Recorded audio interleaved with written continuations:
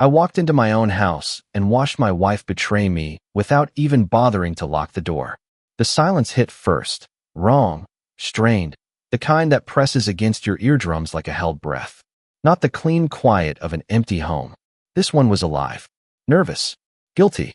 It smelled like something rotten hiding under perfume. Claire told me that morning the house would be empty. She said it casually, like weather. Said she needed time to reset before the family dinner.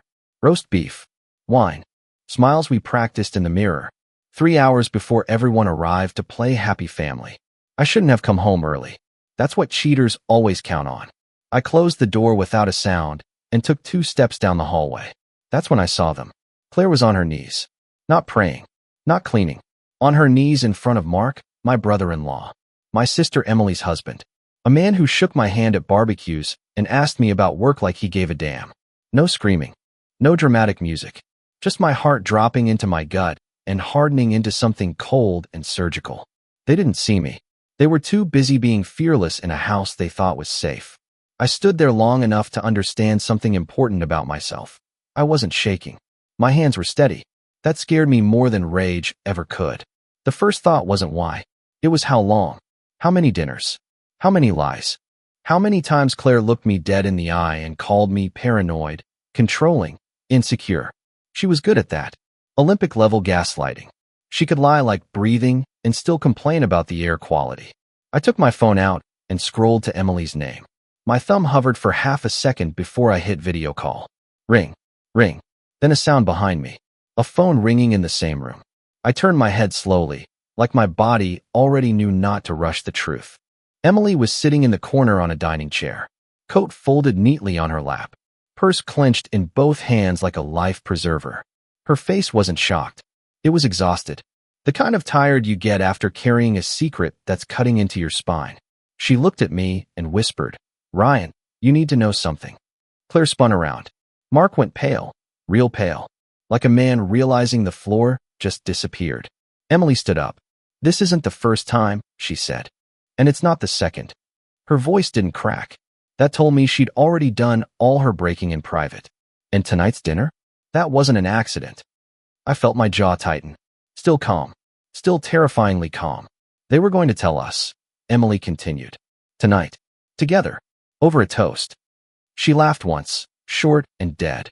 "They practiced the speech. We fought our feelings. It just happened. All that garbage." I looked at Claire. She finally spoke, eyes already wet, voice perfectly rehearsed. "Ryan, I was going to tell you."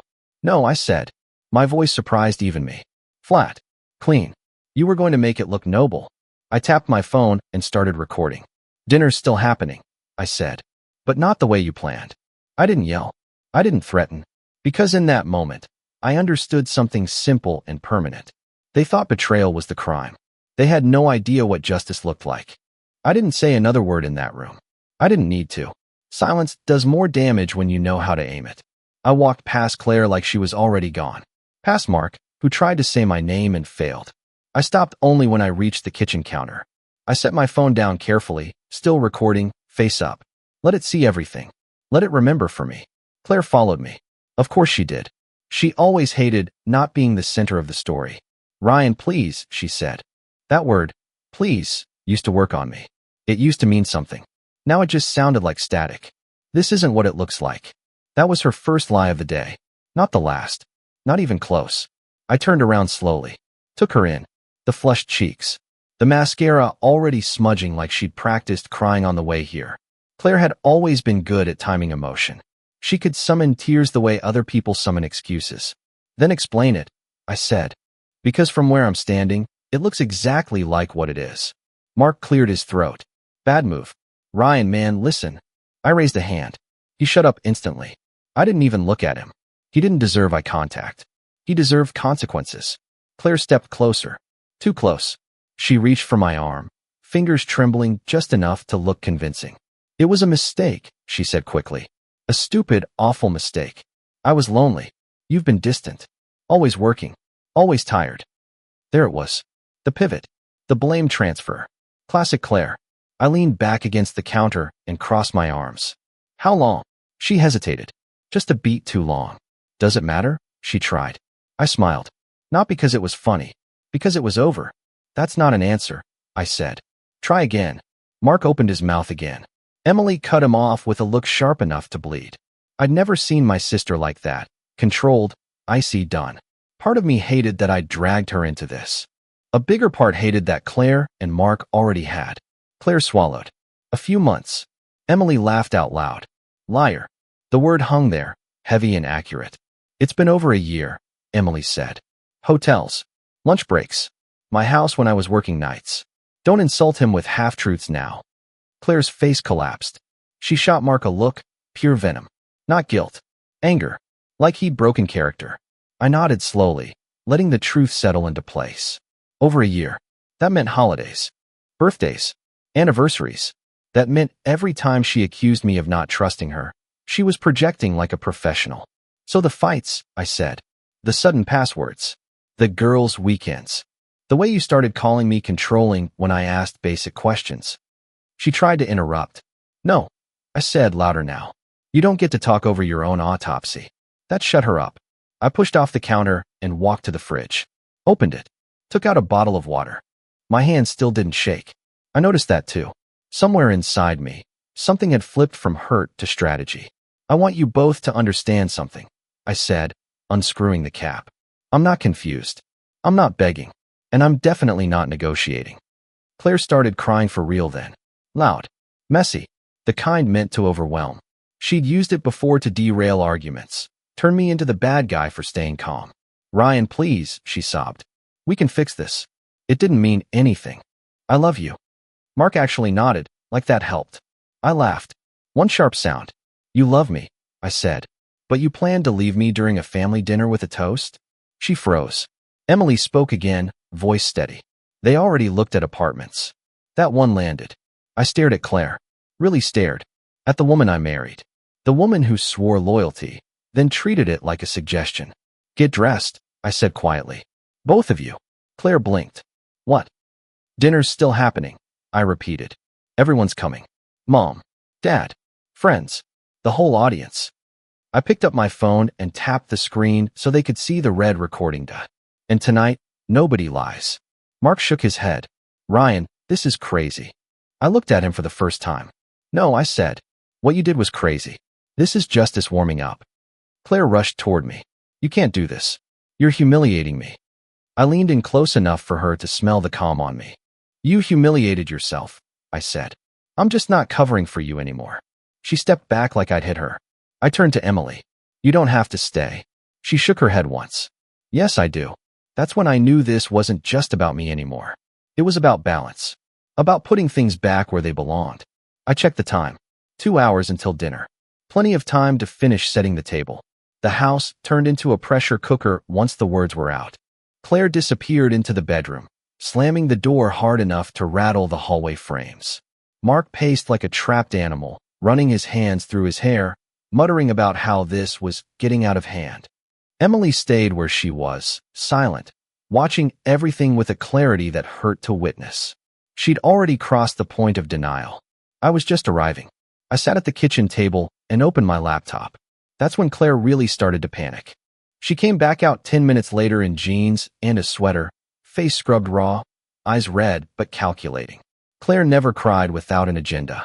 She slid into the chair across from me like we were about to negotiate a business deal. Ryan, she said softly, controlled now. Let's slow this down. You're angry. I get that. But destroying everyone in one night won't make you feel better. I didn't look up. I was logging into our shared accounts. You're right, I said. This isn't about feelings. Her eyes narrowed. Then what is it about? Accuracy. I pulled up our bank statements. Credit cards. Travel expenses. Hotel charges she said were work conferences. I'd ignored them before because trust makes you stupid. Betrayal makes you meticulous. Claire leaned forward. Those don't prove anything. Funny, I said, because they line up perfectly with Mark's schedule. Mark stopped pacing. You went through our finances?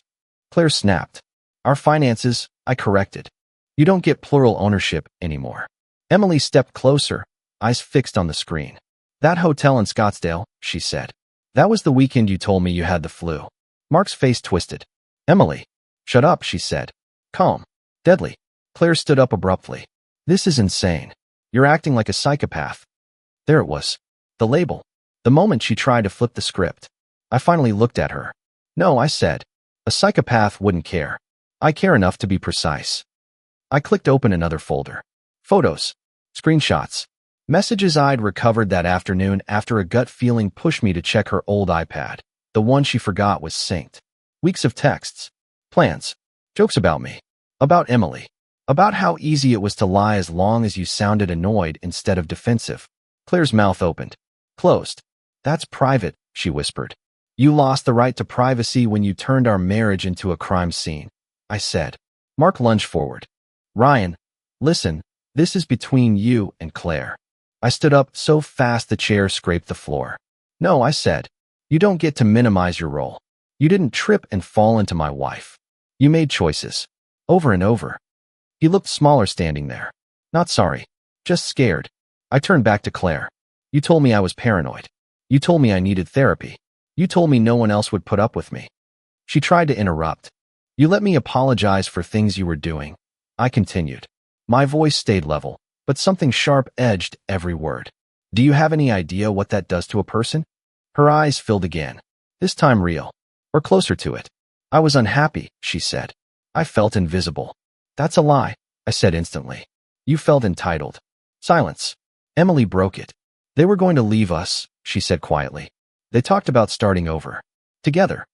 Claire spun toward her. You promised you wouldn't tell him that. Emily smiled for the first time. It wasn't kind. You promised a lot of things.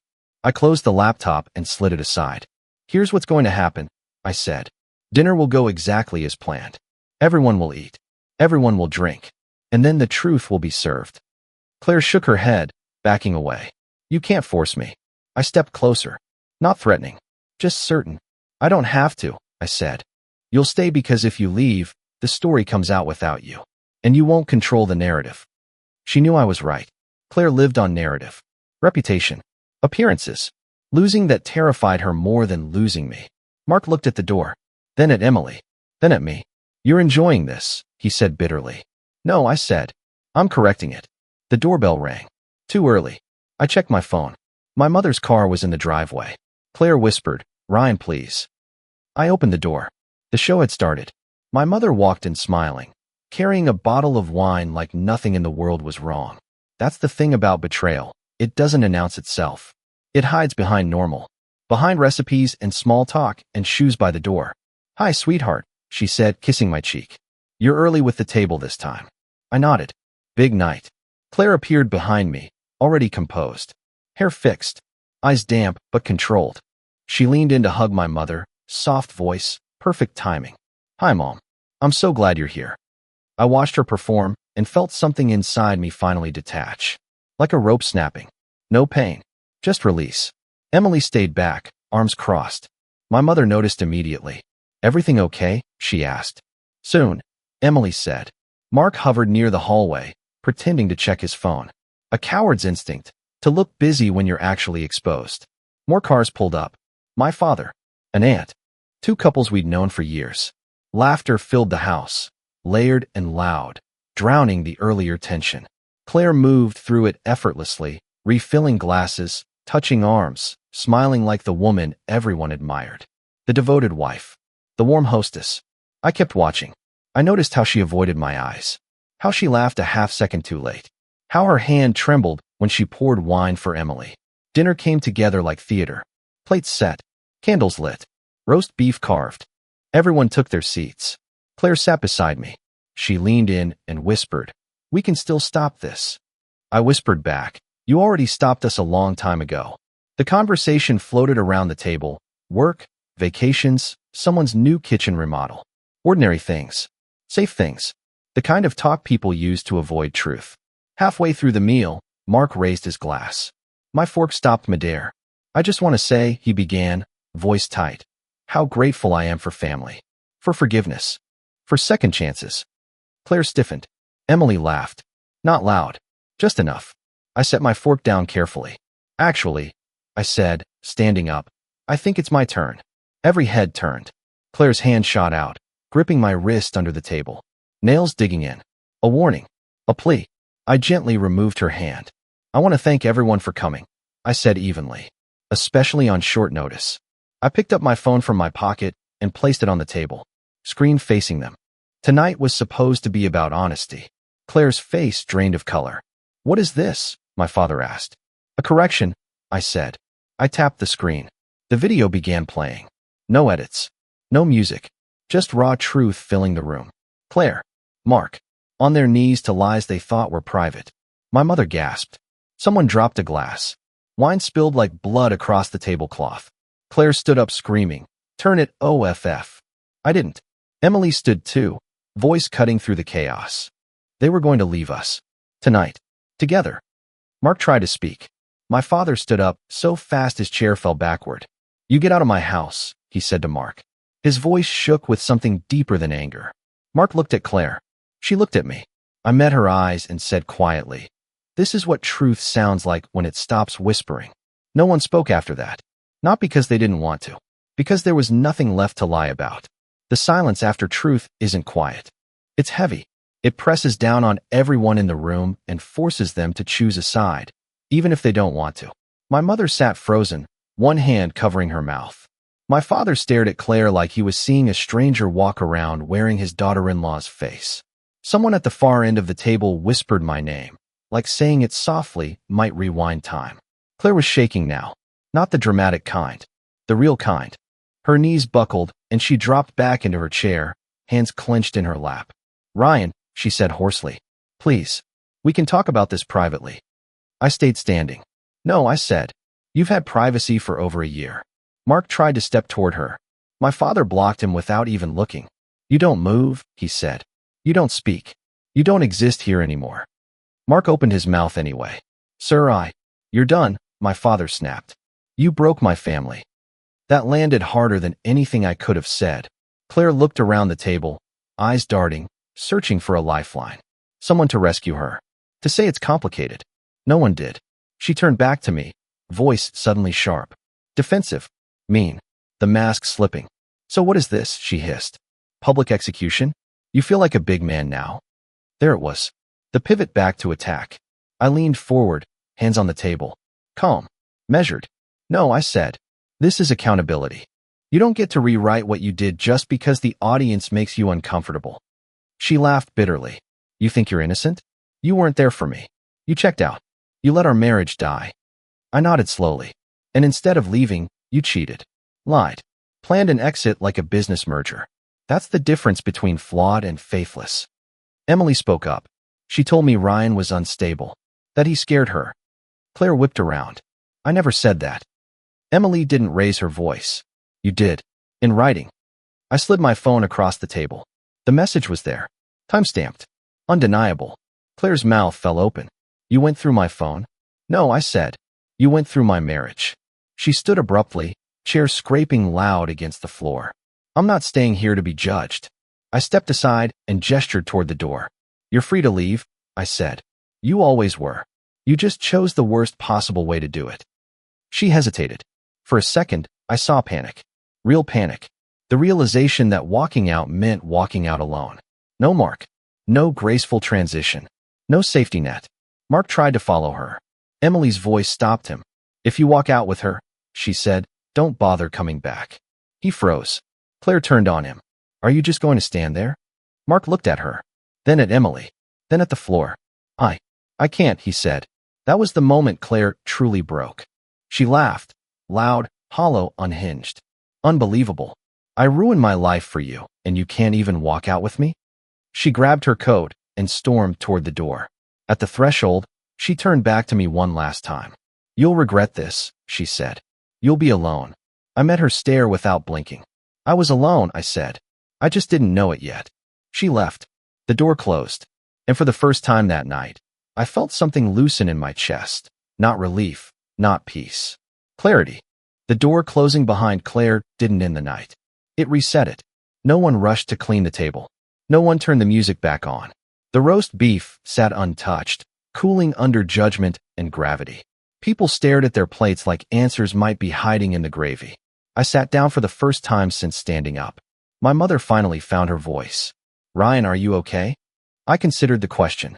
Really considered it. "I will be," I said. "But not tonight." That was the truth. Tonight was for aftermath. Emily stood up and picked up Mark's glass. She didn't throw it, didn't dramatize. She simply carried it to the sink and set it down, gently, like it was already a relic. Get your things, she told him. You're not sleeping in my house. Mark's face crumpled. Emily, please. We can fix this. She turned to him slowly. You didn't trip. You didn't slip. You chose. Over and over. He looked at me then, desperation finally overriding pride. Ryan, I swear, I never meant to hurt you. I laughed under my breath. You meant to enjoy yourself. The hurt was just collateral. That shut him up. He left 20 minutes later with a duffel bag and no dignity. No one said goodbye. After that, the guests drifted out quietly. Hugs were awkward. Words were insufficient. Everyone carried a piece of the mess home with them, whether they wanted to or not. When the house was finally empty, it was just me and Emily. We sat across from each other at the table, surrounded by half-eaten food and broken illusions. I'm sorry, she said. I should have told you sooner. You told me when it mattered. I replied. That counts. She nodded, eyes glassy. What are you going to do? I exhaled slowly. I'm going to finish this. Properly. She didn't ask what that meant. She already knew. Emily left shortly after, shoulders straight, pain contained but not hidden, stronger than I'd ever seen her. I walked through the house alone, turning off lights, locking doors, reclaiming space room by room. In the bedroom, Claire's side still smelled like her perfume, sweet, artificial, now nauseating. I opened the closet. Half the space was hers. Shoes lined up like nothing had happened. Dresses hanging patiently, waiting for a life they were no longer part of. I took photos. Everything. For the record. Then I sat on the bed and opened my laptop again. Divorce attorney. Asset protection. Account freezes. I moved fast. Calm hands. Clear mind. Claire texted me at 1:17 a.m. Claire, you didn't have to destroy me like that. I stared at the message for a long moment before replying. Me, you destroyed us quietly. I just turned the lights on. 3 dots appeared. Disappeared. Appeared again. Claire, we could have handled this like adults. I almost smiled. Me, adults don't lie for a year and plan exits over dinner. I blocked her. Not out of anger. Out of discipline. I lay back on the bed and stared at the ceiling. My heart finally started to ache, but it was a clean pain now. The kind that comes after infection is cut out. Tomorrow, the legal war would begin. The financial reckoning. The public record. Claire thought the worst part was over. She was wrong. For the first time since I walked through that door, I slept without dreams. Morning didn't bring peace. It brought paperwork. I woke up before the alarm, head clear, jaw tight. No hangover from last night's chaos, just a sharpened sense of purpose.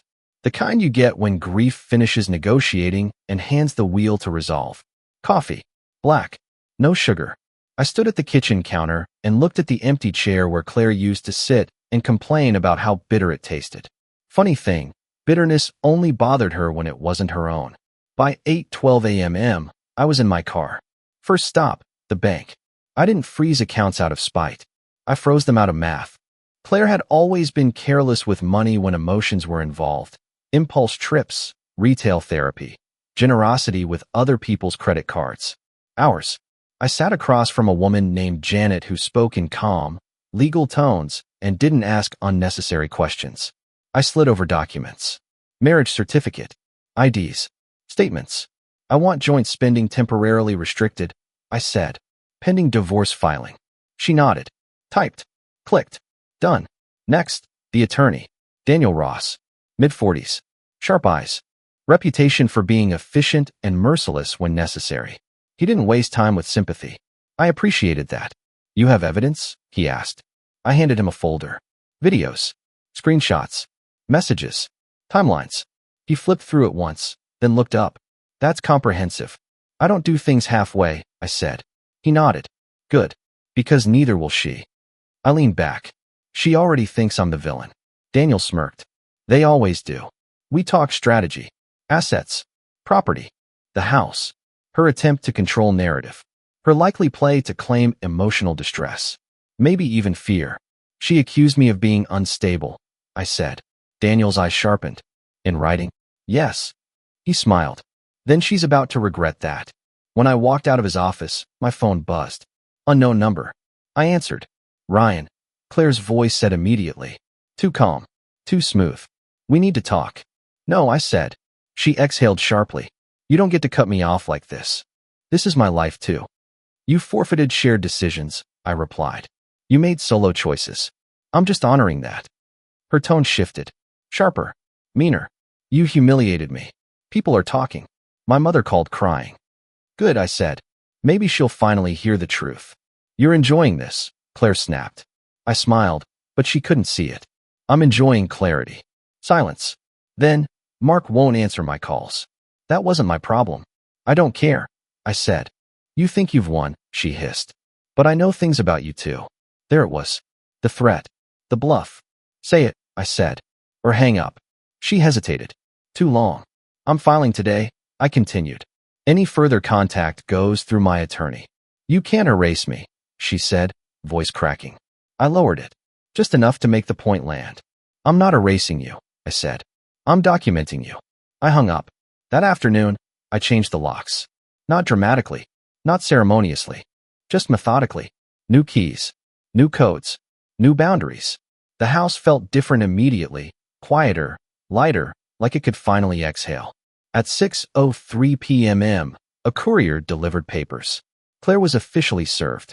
I imagined her opening the envelope. The disbelief. The rage. The sudden understanding that this wasn't a phase or a bluff or a performance. This was permanent. I poured myself another black coffee and sat at the table alone. For the first time since the betrayal, I wasn't reacting. I was directing. And justice, real justice, had momentum now. The smear campaign started 3 days later. It always does. I didn't hear it directly at first. That's how these things work. Whispers travel faster when they think you're not listening. A coworker asking if I was holding up okay.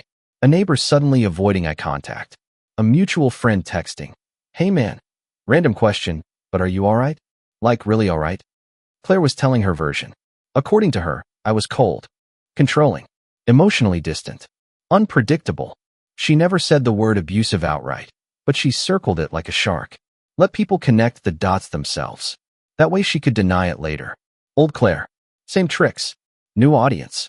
I didn't rush to defend myself. That's the mistake people make. They panic. They overshare. They look guilty because they're desperate to be believed.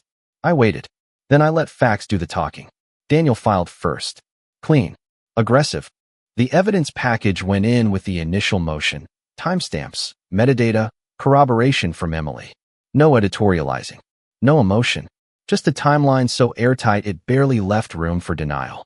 Claire's attorney responded with the expected angle. Emotional distress, marital neglect, toxic communication patterns. They hinted that my decision to expose the affair publicly was retaliatory. Daniel laughed when he read it. She's leaning into victimhood, he said. Which is fine, until discovery. Discovery changed everything. Subpoenas don't care about feelings. Hotel receipts. Deleted messages recovered. Location data. A burner email account she forgot was tied to her real IP. Mark's calendar syncing with hers like a confession written in code. Then came the psych angle, her favorite weapon. Claire requested a court-ordered evaluation, claiming I had anger regulation issues. Daniel looked at me. You okay with that? I nodded. I've got nothing to hide. The evaluation took 2 hours. At the end, the doctor, a woman in her 60s with eyes that missed nothing, closed her notebook and said, You're grieving. You're angry. You're controlled. You're not unstable. She paused.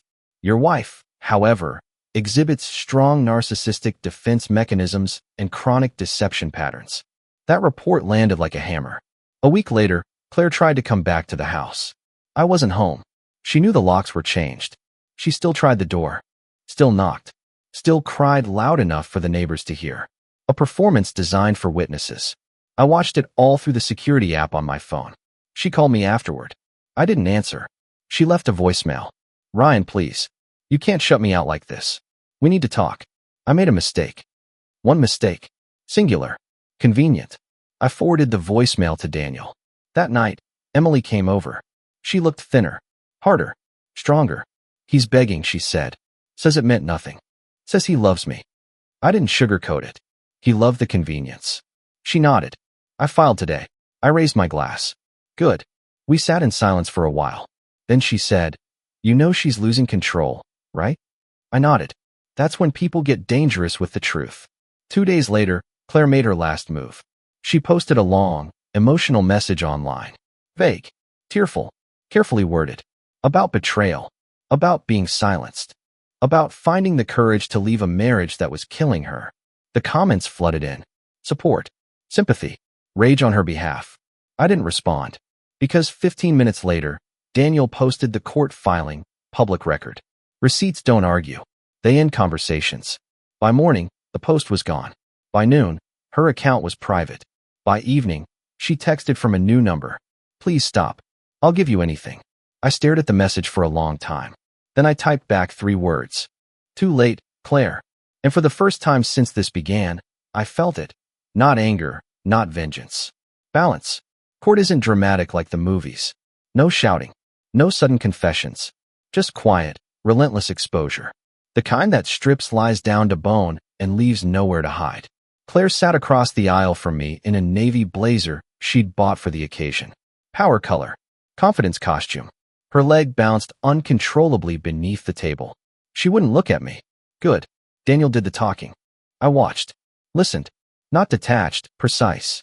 The judge was a woman with steel gray hair and the patience of someone who had seen every variation of betrayal dressed up as misunderstanding. Claire's attorney tried once more. My client acted out of emotional isolation. She felt trapped. Mr. Walker's actions, specifically the public exposure, were retaliatory and designed to humiliate. The judge raised an eyebrow. Are you suggesting the evidence was fabricated? No, Your Honor. But context matters. The judge turned to Daniel. Mr. Ross. Daniel stood. Calm. Surgical. Context does matter, he said. Which is why we provided a year-long timeline, corroborated by financial records, digital metadata, third-party testimony, and psychological evaluation. This was not an impulsive affair. It was sustained deception. He paused. Let it sink. And the exposure occurred only after my client discovered a coordinated plan to abandon both spouses during a family gathering. If anything, my client prevented further emotional harm by ending the deception immediately. Claire's jaw tightened. The judge nodded slowly. I agree. Claire finally looked at me then. Her eyes weren't angry. They were afraid. Judgment came down clean and fast. Primary residence awarded to me. Asset division weighted in my favor. No spousal support. Formal acknowledgement of marital misconduct entered into record. Each sentence landed like a door locking behind her. Outside the courtroom, Claire stopped me.